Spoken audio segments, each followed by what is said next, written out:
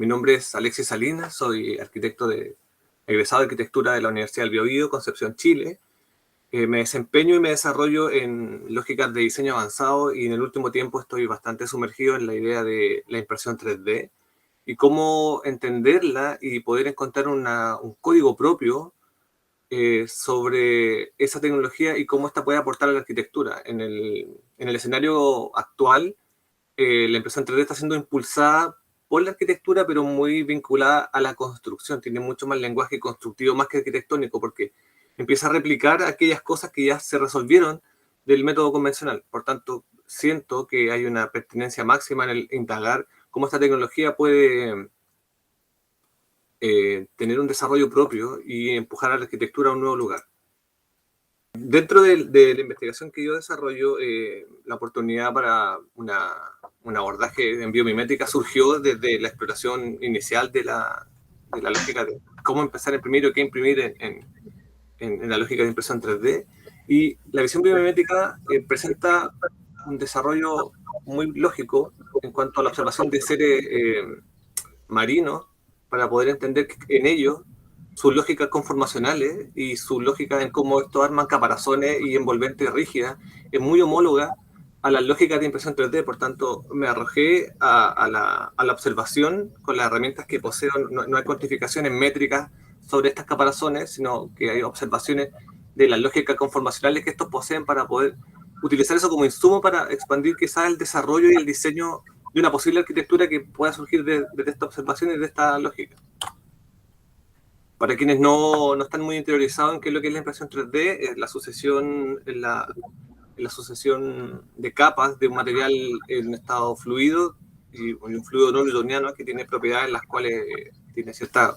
resistencia a la compacidad cuando se ve exigido. Y por la adición sucesiva de estas capas, ¿cierto?, van solidificándose con el pasar del tiempo, y ahí está la gran dificultad de la impresión 3D, en la cual, a diferencia del plástico prototipal en la impresora 3D, cuando uno va a la escala 1:1, tiene la dificultad de que este material no se solidifica con la rapidez que se solidifica un plástico. Por tanto, hay un tiempo de apertura mínimo que tienen que ser explotados en su máxima lógica para poder imprimir, y eso presenta toda una dificultad muy técnica, que es la que desarrolla este último tiempo la impresión 3D como lógica. Están los ingenieros en materiales y los ingenieros en construcción resolviendo un problema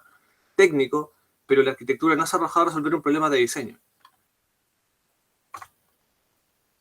Entonces, para poder entender ese problema de diseño es necesario ampliar el abanico formal en las cuales uno puede proponer diseño,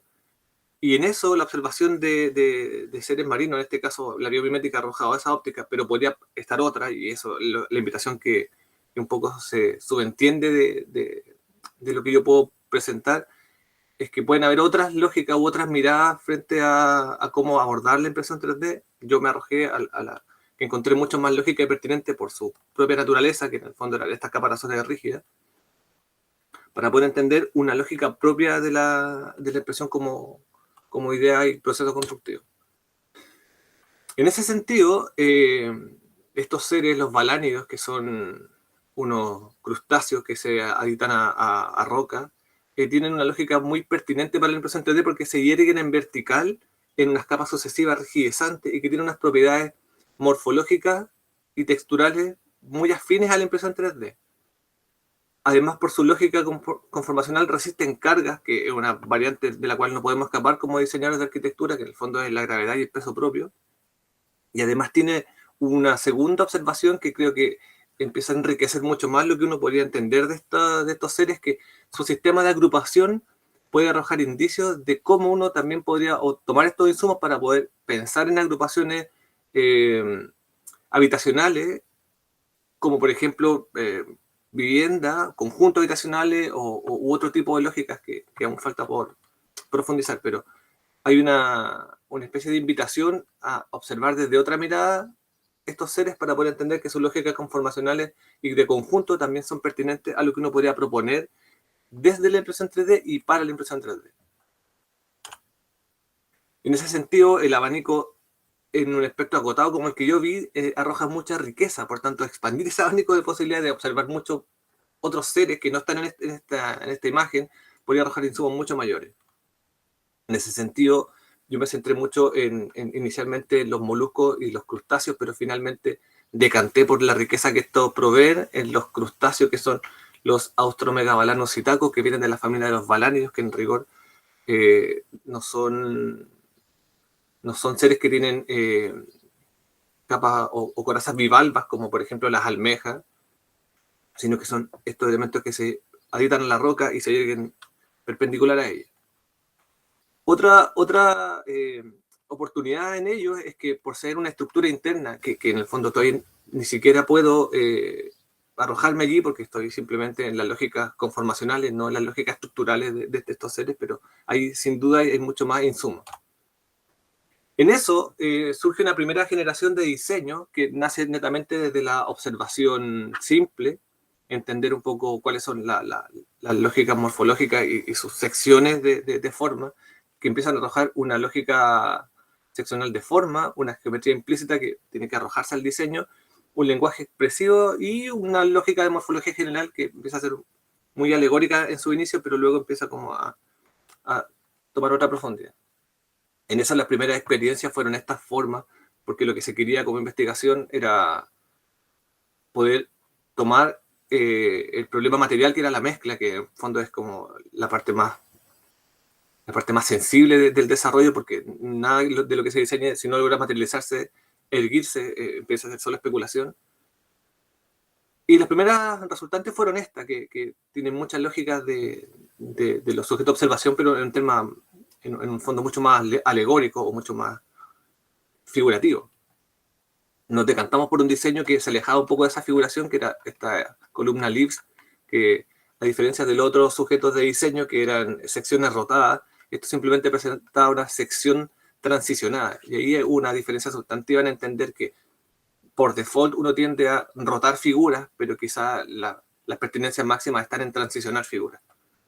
Entonces esta es la primera generación de diseño y se hizo análisis, se llegaron a la mezcla con algunas particularidades propias que se pierden a una mezcla distinta, por tanto hoy hay una especie de mezcla estándar que uno podría entender para poder diseñar. Si eso cambia el diseño porque cambian sus propiedades, cambian sus libertades. Y en eso entender que una mezcla por su naturaleza puede desplazarse tal o cual dimensión y eso un poco empieza a ser tu estándar de cuántas libertades puede obtener en diseño. Por ejemplo, en este diseño hay una mezcla que vamos a llamar la mezcla X, donde me permitía justamente desplazamientos no mayores a los que se pueden apreciar en la tabla. O sea, ese diseño podría ser utilizado quizás en un rango mínimo, y aquí empieza a surgir un concepto como bastante crítico para lo que yo estoy desarrollando y para lo que les voy a mostrar, que en el fondo es entender las libertades por rango y por dominio. Entonces, dentro de lo que pudimos hacer con eso, que fue el año 2019, ¿se puede escuchar el audio del video? ¿No? No se escucha, profe.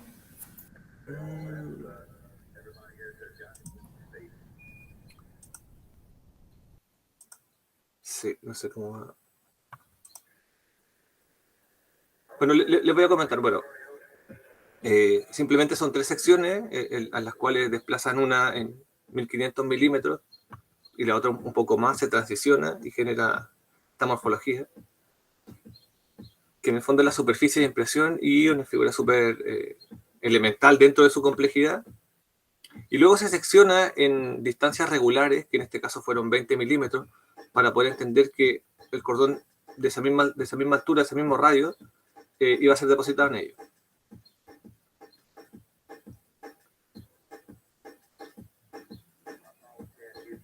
Lo importante en esto es que el diseño nace desde una posición, pero luego se coteja con las libertades que propone la mezcla. Y eso empieza a ser una de las consideraciones pertinentes para la impresión, que no puede no contemplarlo. Tal cual como cualquier diseño. O sea, si no contempla la materia, el diseño empieza como a simplemente ser una especulación poco concientizada.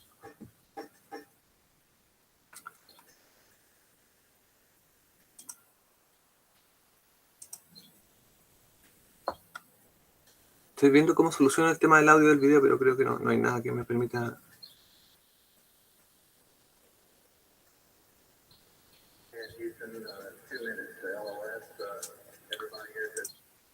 Para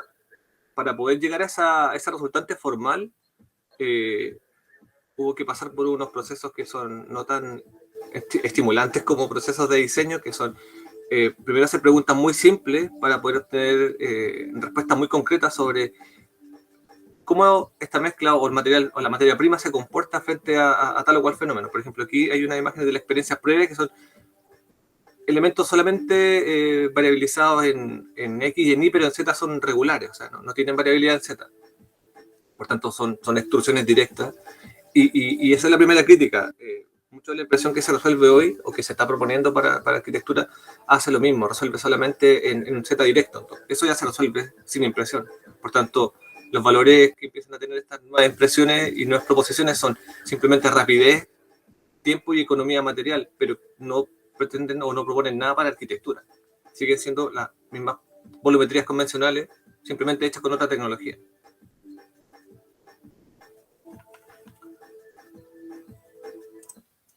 Bueno, voy a dejar el video ahí. Voy a volver.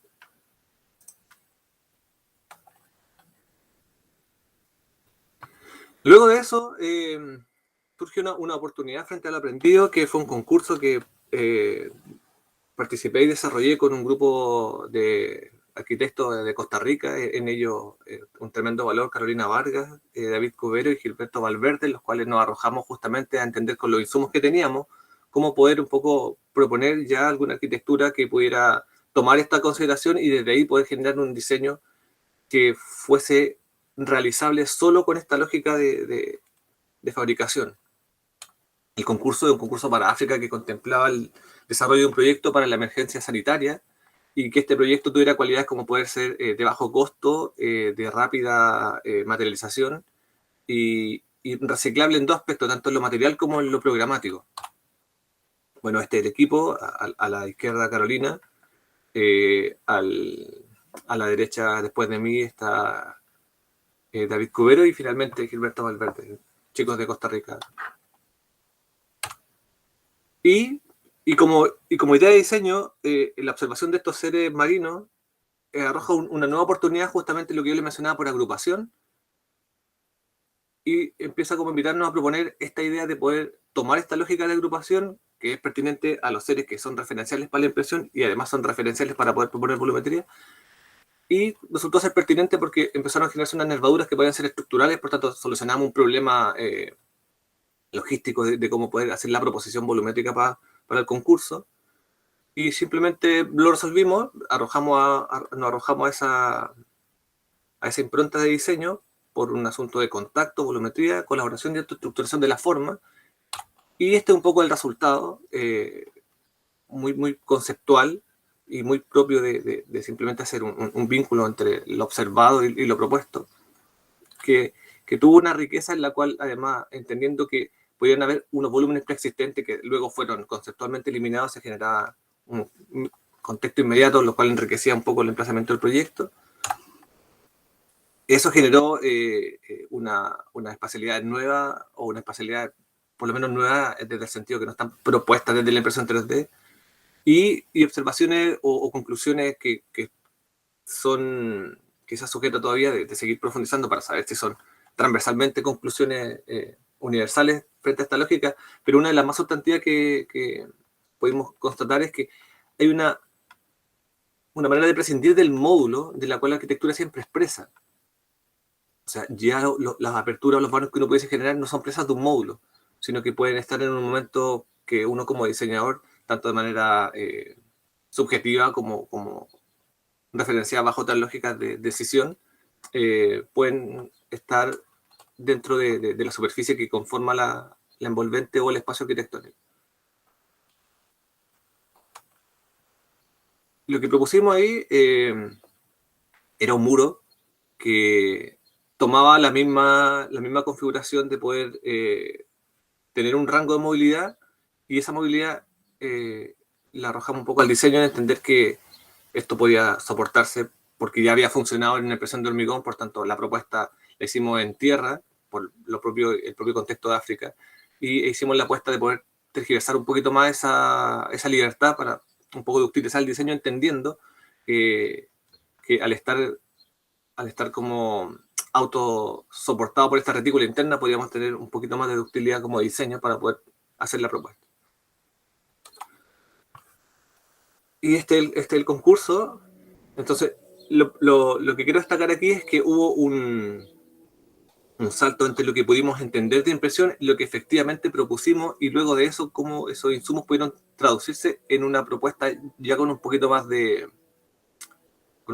ambición.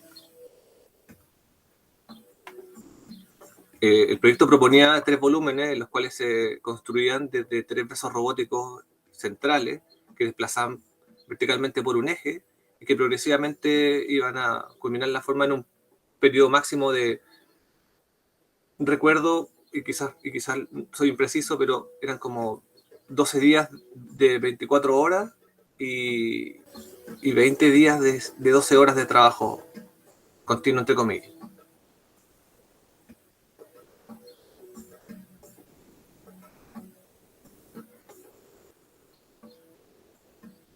El proyecto se contemplaba y se conformaba de un espacio central y un espacio perimetral, en la cual el espacio central tenía la función de poder albergar o un comedor o un albergue. La propuesta no era tan específica en programa, sí en cómo específicamente podía abordar distintas situaciones del mismo contexto. Y fue un volumen cerrado por sus caras laterales, por un poco el contexto de África en el cual hay que resguardarse un poco del clima. Sin embargo, al interior poseía esta apertura que se comunicaban con el anillo circundante, en la cual había programas de albergue un poquito más cercano al dormitorio, que en el fondo eran camas de albergue, pero que también podía ser el espacio central usado para lo mismo. Y lo que pudimos entender es que hay una riqueza plástica propia de la libertad que te ofrece la impresión 3D, como que no está sujeta a módulos, más allá de entender que hay cierta restricción como dónde posicionar el cordón y cuánto poder desplazarlo, pero luego de eso hay unas libertades máximas en las cuales quizás el sistema modular y la forma en que hacemos arquitectura convencionalmente no te lo permite. Por tanto, eso empieza a ser casi seductor frente a la impresión 3D. Luego les voy a dejar el video, tiene un momento de tiempo, les voy a dejar el link para que puedan revisar el video con calma. Y finalmente, esta es la propuesta y resultó pertinente frente como al capital cultural del contexto de África, que en el fondo el volumen, sin haber referenciado formalmente las preexistencias culturales, terminó siendo muy pertinente. ¿Por qué? Porque simplemente propuso una lógica propia de entender que se hace con tierra y con capas sucesivas, tal cual como lo hacían de manera ancestral en África. Y eso nos pareció de una pertinencia máxima frente a la impresión y frente al material. Entonces, luego de ese momento, sigo estudiando el tema de los seres marinos, en los cuales aparece una segunda mirada y también con ello una segunda generación de diseño, en los cuales ya por capas sucesivas, en las formas transicionadas, empiezan a aparecer unas variables un poquito más íntimas, si lo podemos llamar de esa forma, donde uno hace un zoom a la superficie que conforma a este ser, y se empiezan a vislumbrar unas texturas que son en rigor las características propias de ir viéndose por capas, tal cual como la impresión 3D lo hace. Por tanto, ahí había una mirada que había que profundizar. Entonces encontramos que había patrones de diseño que proponían una variabilidad en él que muchas veces era perpetua de cualidades texturales y otras veces no era tan perpetua, y ahí había que hacer un distingo. Entender un poco qué queríamos decir o qué quería decir con que era perpetua y no perpetua, y cuáles eran las cualidades texturales que esto proponía como valor para la impresión. Y en ese sentido aparecen estas 3 variables que nos empiezan como a invitar a entender lo siguiente. El mismo diseño, la misma definición de diseño, simplemente movilizada en sus parámetros de valor de densidad, generaba 3 diseños que parecían ser distintos, pero tenían el mismo gen, y empezamos a entender la idea de la genética del diseño, y muy pertinente a entender que estamos en un proceso biomimético. Este diseño posee la misma definición, sin embargo, por su densidad, tanto en el seccionado de la forma como en el seccionado de la textura, parecen ser 3 sujetos distintos.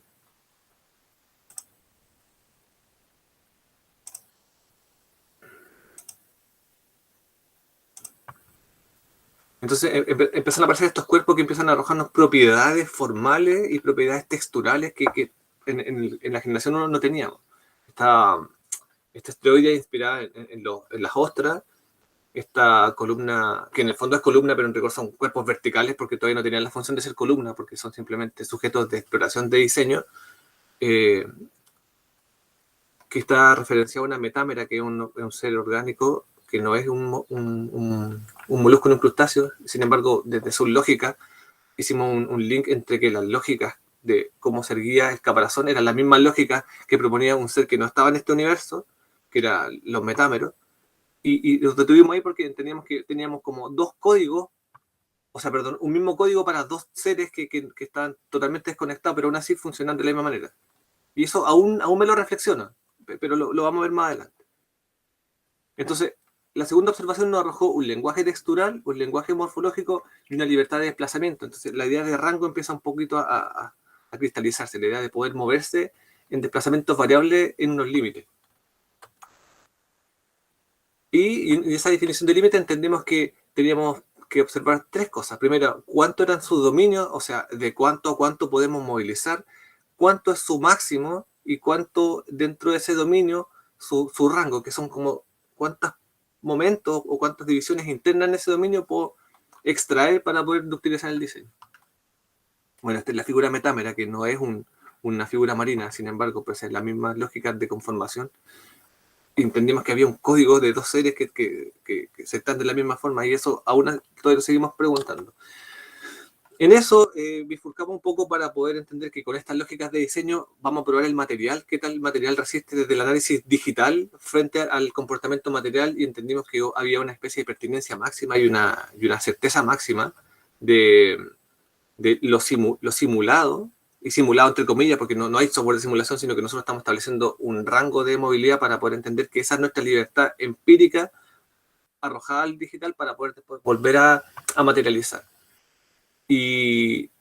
la certeza fue máxima de un 95%, salvo una pequeña, y aquí hay que situarse, una pequeña incertidumbre. Pero cuando tú tienes un material como un árido, que tiene agua, que tiene temperatura ambiente, que es muy sensible a lo bien que quedó mezclado, al calor que hace ese día o a la humedad que hay en el ambiente, hay pequeñas variables que uno no podría considerar nunca. Y eso invita como a un pensamiento que tiene que ver con cómo yo logro moverme en este rango de incertidumbre, tomando la incertidumbre como una especie de input, no como una especie de dificultad. Y bueno, la especulación aquí en este diseño de la derecha, claro, es un poco el arrojo o el espíritu de la investigación, que ver cómo formalmente la impresión 3D traduce a nuevas posibilidades o nuevas oportunidades. Y aquí el mismo diseño, ya pensando un poco cómo esto podría empezar a conformar un cuerpo arquitectónico, entendiendo la escala del hombre, y cómo esto podría ser primeramente, y desde como la honestidad de lo que se está investigando, todavía no se puede pensar en gran escala, pero cómo poder empezar a pensar en diseños de esa dimensión. Una reflexión sobre esto: imprimimos la misma figura en un material que no era arcilla, sino que era hormigón, y el objeto es de alta belleza, y la reflexión que hicimos en ese momento con el ingeniero en materiales era que un objeto que parece ser tan simple tiene toda una complejidad interna abordada, y ahí hay otra mirada en entender que quizás la impresión 3D, y esto es sujeto a discusión, desde una alta tecnología y desde una alta complejidad de diseño, sostienen elementos de una belleza simple, y por tanto eso empieza a entenderse que en la naturaleza las cosas que parecen ser simples quizás tienen toda una complejidad implícita que uno no alcanza a ver porque simplemente está en su código conformacional. Y si uno viese este diseño, parecería un diseño quizás precolombino o quizás muy ancestral, cuando es un diseño de este momento, porque no se puede hacer bajo otra lógica que la impresión 3D. Y la impresión 3D tiene mucha complejidad embebida, que es la robótica, las matrices, la informática. Entonces hay una especie de link entre un objeto de simpleza aparente tiene una alta complejidad embebida.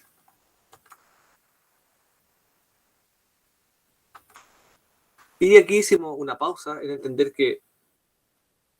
esta belleza que tenía el objeto tanto por fuera y por dentro empezaba a tener un código muy propio de cómo son las cosas en la naturaleza. Y eso nos invitó a entender que quizás estábamos en el camino correcto de buscar la manera en que la impresión tiene un lenguaje propio, que es el lenguaje de la naturaleza. Y cuando uno ve esta imagen, pareciera ser que así es. Y esto se tiene que seguir indagando, y quienes estén interesados quizás van a también llegar a puertos similares, en que hay una elegancia nueva del espacio, un espacio dramático desde la propia naturaleza de su código, y un lenguaje que es pertinente, que no se puede resolver bajo otras lógicas de fabricación. Esto quizás uno podría pensar en moldes, pero el molde sabemos que sirve una sola vez y no es el punto. Entonces la impresión 3D tiene una lógica propia, o sea, uno podría tener este mismo diseño con un código, mueve las variables un poco a lo que se requiera, y siempre va a tener este código, siempre va a tener como esta manera de plantearse como resultante formal terminal. Y luego aparece una tercera generación de diseño, con todo este data acumulado, en que volvemos a mirar los seres de estudio, pero simplemente uno en específico, que son la familia de los balánidos, y que estos se lleguen en vertical, tienen una fluctuación, y aquí entendemos un poco más la idea de rango, que hay una fluctuación en la textura, que hay una expresión de esta, que en el fondo es la rugosidad, que la lógica formal es de interés para poder entender que desde eso puede un poco plantearse una protoarquitectura y un espacio habitable. Y posee un patrón textural diferencial que versus los otros seres de observación no se presenta hasta el momento. Todos tienen un patrón como universal en toda su forma, o en toda la extensión de su superficie de forma, y este tiene una especie de incontinuidad en su superficie, por tanto tiene dos texturas en la misma superficie, por tanto su variabilidad no es tan perpetua. Y que específicamente es la familia de los balánidos, que son como los Austromegabalanus itacus, que aquí en Chile se conocen con un nombre muy criollo. Entonces, para volver un poco a la idea, esto se llega en vertical, por tanto, ya tiene una pertinencia máxima para poder entender que estos pueden ser objetos protoarquitecturales, una expresión diferenciada, por tanto, hay una especie de lenguaje propio que puede ser solamente materializable con la impresión 3D, y una idea de iteración y fluctuación que nos permiten un poco controlar cuando el cordón puede autosostenerse sin venirse abajo, por estas variables propias que yo mencioné como en la imagen de arcilla, que en el fondo nos pasó también en hormigón, que basta con una pequeña variable en unos granos más de árido, o un poco menos de mezcla en cierto punto, o un tiempo de espera mayor en cierto momento de la mezcla, hace que esto se colapse. Pero si uno tiene esas variables como una especie de rango de incertidumbre, que la usa como un input también para que ese rango sea absorbido, estos diseños tienen esa pertinencia por tener esa fluctuación. Y tradujimos esa absorción de datos en el objeto de diseño, que sin embargo es muy figurativo, pero lo que estamos buscando aquí era cómo traducir esos datos, no la forma en rigor, y resultó ser muy dilucidante, que en el fondo nos permitió entender que sí, que habíamos interpretado bien los datos, pero los datos no de una manera numérica, sino de una manera observacional, porque no teníamos números, no teníamos métricas, sino que solamente observación. Entonces, luego, obviamente, materializamos el diseño, vimos sus posibilidades, vimos un poco que las cosas empiezan a arrojar, y generamos después de haber entendido sus lógicas de diseño y el ADN y las generaciones propias, entendimos que había una cuarta oportunidad, que en el fondo era tomar toda esta data y arrojar una variable nuestra, una variable propia del diseñador, más que de la observación, que en el fondo tomar esta tercera generación de diseño y agregar una cuarta variable, que en el fondo era la seriación de esta ductilidad y este rango de movilidad de una manera seriada, pero sin que se desarme el rango de movilidad.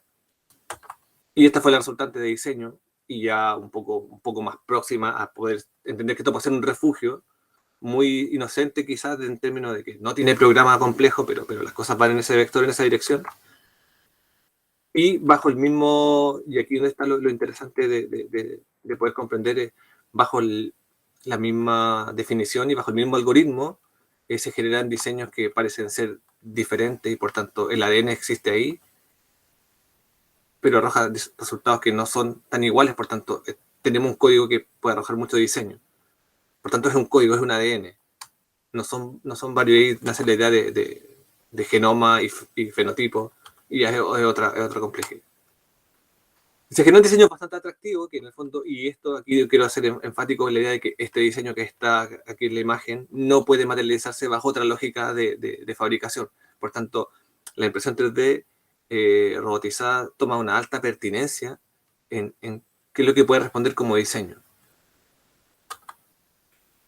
Este es de mis favoritos. Y una conclusión de cuál es el lenguaje de la impresión 3D, entender que la rugosidad y el dominio de esta por su rango es la pertinencia propia de la impresión 3D. No formalmente, sino que texturalmente. La forma puede venir desde otro lugar, de acuerdo a las variables que se esté manejando el diseñador, pero cómo la forma va a materializar su textura, más allá de la expresividad, sino que por su lógica inherente a que debe ser textural para poder garantizar que el cordón de diseño se autosostenga y no caiga. Entonces hay un requerimiento propio de cómo garantizar que el modelo o el diseño se hierga, es que tiene que utilizar su cordón para poder autosostenerse dentro de su aleatoriedad. Y luego de eso, y ya para ir cerrando la presentación, con toda esa información realizamos un workshop en los cuales algunos de los asistentes participaron en él y se arrojaban como esas lógicas de cómo entender que